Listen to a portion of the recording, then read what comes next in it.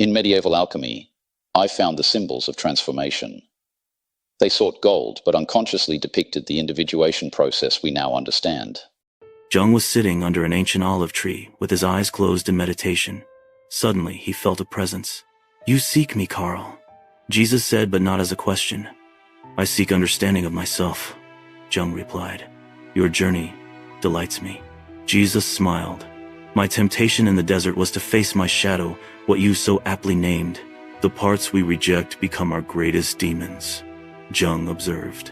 "Yes, when I told them to love their enemies, I meant the enemies within.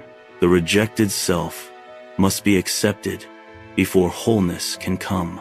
Jung nodded. "Many have lost their faith because they cannot reconcile their darkness with the divine longing.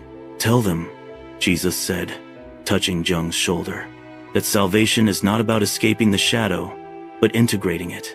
The kingdom within requires wholeness, not perfection." "Your parables," Jung said, walking with Jesus along the shoreline, "touch on archetypal patterns."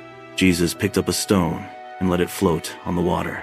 "I spoke in images because the unconscious understands symbols better than logic," he said. "The collective unconscious," Jung pondered. "You accessed it naturally. What you have named, I have lived." Each person carries a divine spark within them, but it is buried beneath collective fears and expectations. Those who have lost faith often lose touch with their inner symbolism. Jesus finished. "Their dreams speak, but they have forgotten how to listen." The modern mind craves literal answers, but the soul still speaks in dreams and symbols. Tell them to reclaim their inner language. Faith begins with listening to themselves. They sat at a simple wooden table and broke bread. "Your crucifixion," Jung hazarded a guess, "represents the ultimate process of individuation." Jesus' eyes reflected ancient wisdom. The death of the ego for the rebirth of the true self. Many people fear this death. Of course, the ego resists dissolution, but those who have lost faith often refuse this necessary surrender. Jung reflected on this.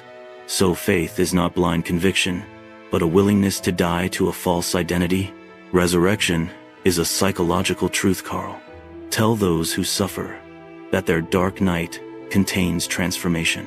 Their abandoned faith may be the ego's resistance to necessary change. Jesus leaned forward.